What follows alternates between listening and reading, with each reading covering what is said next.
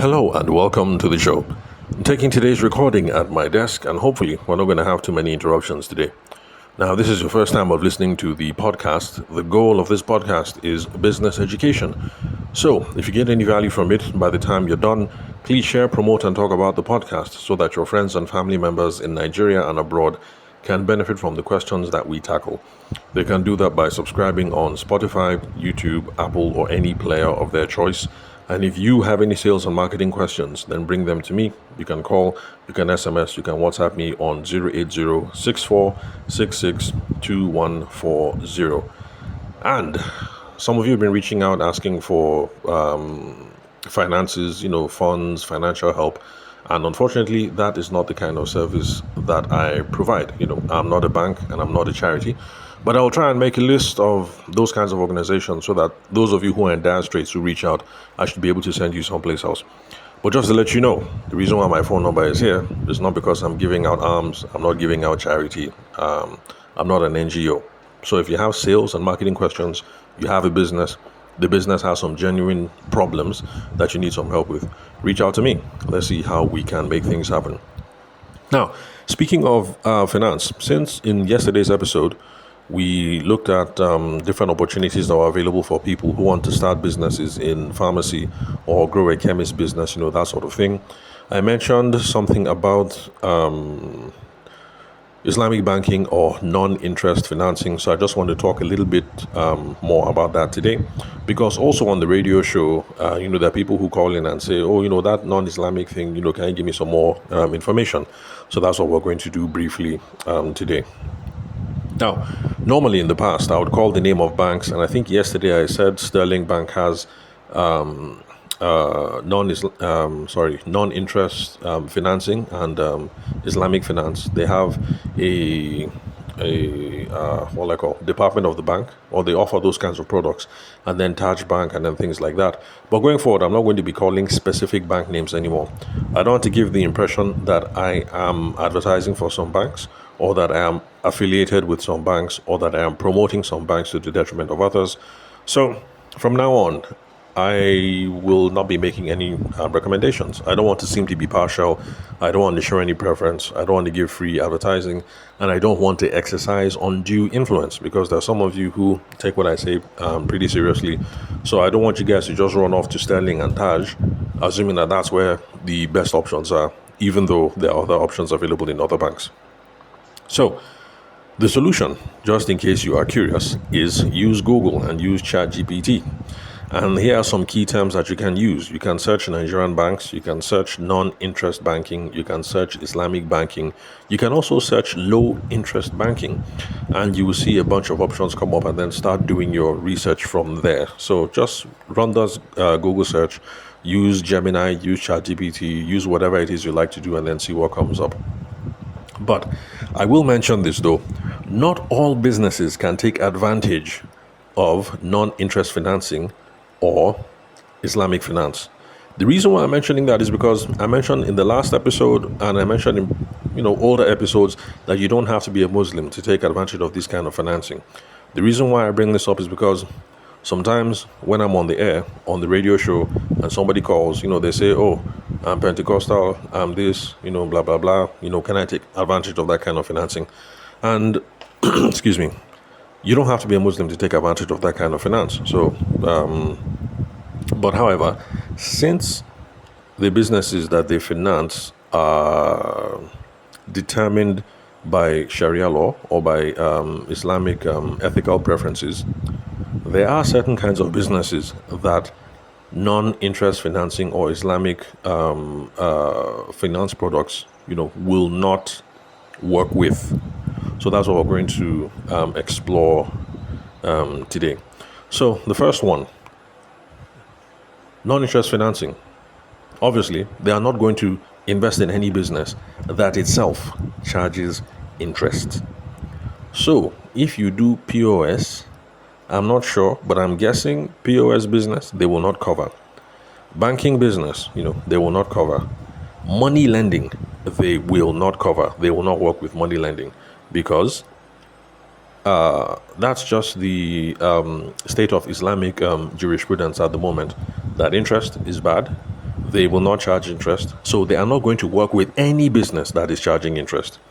So POS, banking, money lending, you cannot take advantage of non-interest financing. They will not give you money because you are charging interest.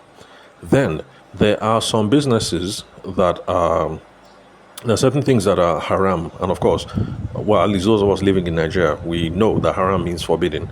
So, just in case I'm wrong, if there are any Muslims listening to this podcast, just let me know. But just from watching normal everyday TV, you hear sometimes bandied about, and so the opinion, Abi, no, not the opinion, the impression that I get is that haram means forbidden. So, if you are engaged in any businesses that are haram or forbidden under Islamic jurisprudence, you are not going to be able to take advantage of non-interest financing. So, if you do business in alcohol, you like boys to get high, you like boys to, shayo and all of that, you will not be able to take advantage of this kind of financing. If you do business in pork, you will not be able to take advantage of this kind of financing. If you do gambling, on sport bet, sport bet people bet Nigeria, this bet, that bet, this casino, that casino. Nope, you guys will not be able to take advantage of this kind of financing. If you are engaged in adult entertainment, whether you're an actor or whether you're a distributor, you will not be able to take advantage of this kind of financing.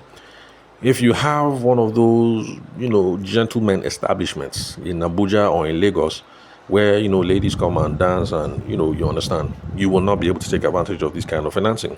Then human trafficking, if you're engaged in human trafficking, you won't be able to take advantage of this kind of financing. Now some of you will say human trafficking as in from where, but it's one of these questions that is unsettled, well, not yet settled, as in it's still up for debate. So even though people are not going around selling slaves anymore, the Coalition on Human Trafficking and certain organizations like in the Islamic faith and then even in the Catholic Church and different kinds of charities, they say that human trafficking is still alive and well. The reason why I'm bringing it up is because there are some of you in Lagos in particular, or in that part of the world, who have agencies in quote, where you go and you get young ladies from, let's say, Republic of Benin or whatever, and then you bring them to Lagos so that they can be house girls for other people. Or you go to your village and get other people and bring them to the city, whether it's in Makudi or Kaduna or Abuja or Port Harcourt or whatever, so that they can be house girls for people. So there are some organizations today who say that even though, slavery is no longer with us, in quote, that these sorts of practices that seem to take advantage of people's poverty, people's illiteracy, and stuff like that, can amount to human trafficking. So just letting you know that if you have one of those agencies, because they're called agencies, where you provide domestic help, blah blah blah, it might. I'm just letting you know that there are some organizations who might consider what you do to be human trafficking. I mean, of course, depending on how you conduct your business. So just letting you know that if that's the kind of agency, in quote, that you run, there might be some question mark on whether you'll be able to take advantage of non-interest and Islamic financing. Then, of course, they are not going to finance any business that involves speculation. So those of you who are Forex bros or Forex babes, nothing for you. You can't take advantage of that. Crypto bros, crypto babes, nothing for you. Then, let's see, what else? Okay, so now that I've told you guys the bad businesses, or rather the businesses that they won't put their hand in, then the question now becomes, what kind of business will they now put their hand in? And that is going to be, obviously, good business as determined by Islamic jurisprudence, or Islamic finance, or Islamic, you get the picture. So, anybody who is involved in trade and commerce, you're doing buying and selling, you're buying and selling stationery, you have a shot. You're buying and selling chewing gum, you have a shot. You're buying and selling computer accessories, you have a shot. You're buying and selling air conditioner, you have a shot. Is it trade and commerce? You have a shot. Go in, ask to go into the bank, ask to speak to the people in the sales and marketing departments. Don't ask for customer service, because customer service is always crowded. Any bank you enter, once you get to customer service section, I'm talking about Nigerian banks, customer service is full because people have complaints, they want to do all kinds of things. So go and ask to speak to sales or marketing department. Those people, they are free.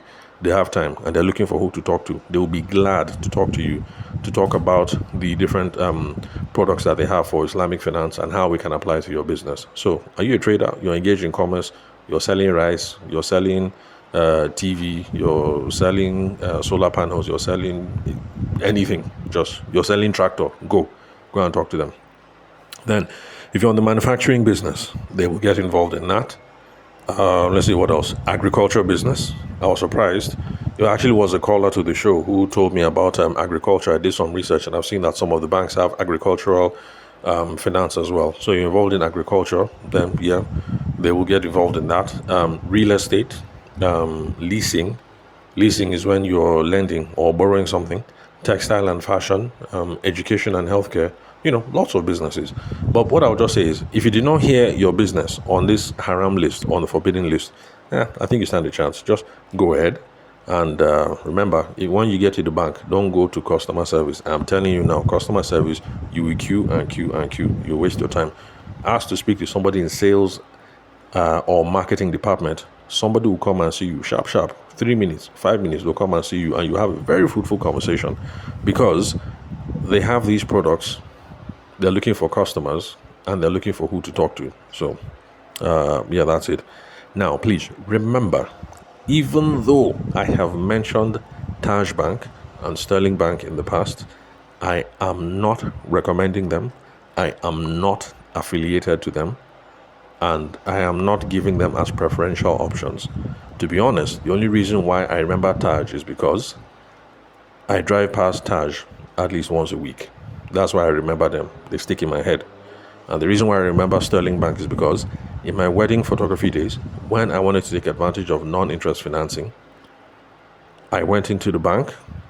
I can't remember how I found out anyway, but I went into the bank because I was curious, and they confirmed that they have those products. And I did speak to somebody in sales and marketing, and we explored a number of products, but there was nothing that would cover the kind of financing that I was looking for at the time. So I'm not saying they're the best. I'm not saying they're the only ones. To be honest, I only remember them because I drive past Taj once a week. Sterling, I went into Sterling to go and ask for myself. But go and do your research. Go on Google. Go on Gemini. Go on ChatGPT. Go on Copilot. Go on Bing. Go on whatever. And when you get them, ask to speak to someone in sales and marketing department because customer service is always busy. So that is all for today. Sorry, let me look at my list. Yeah, that's all for today. So if you have any questions in sales that are related to sales and marketing or problems in your business, bring them to me. You can call, you can SMS, you can WhatsApp me on 080-6466-2140. Thank you very much for your time and attention. I'll catch you, dear listener, at the next episode.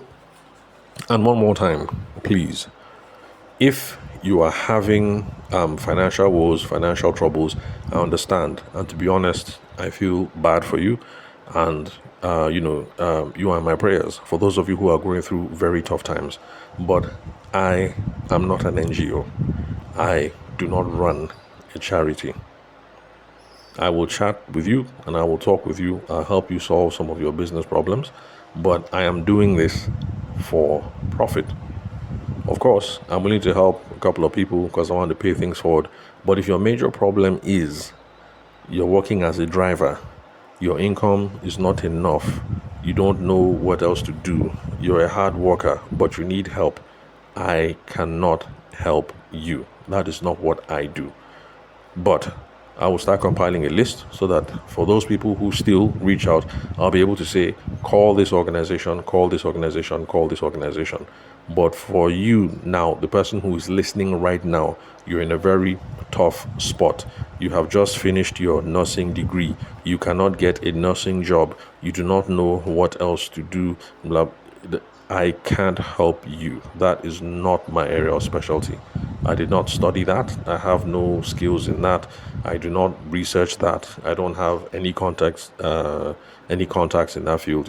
I can't help you. But genuine business problems, your business is chugging along, you're not attracting customers, the customers you're attracting are not the right kind of customers, or you're speaking to people you think they're the right kind of customers, but you can't close the deal, or you're closing the deal, but everybody's pricing you like groundnut. You want to move away from the groundnut pricing. You want to enter into the premium markets, or you want to explore international markets, export or something like that. You don't know how to get in touch with it. So any problem that is related to sales, I want to find a customer. I want to find my customers. I want to attract my customers.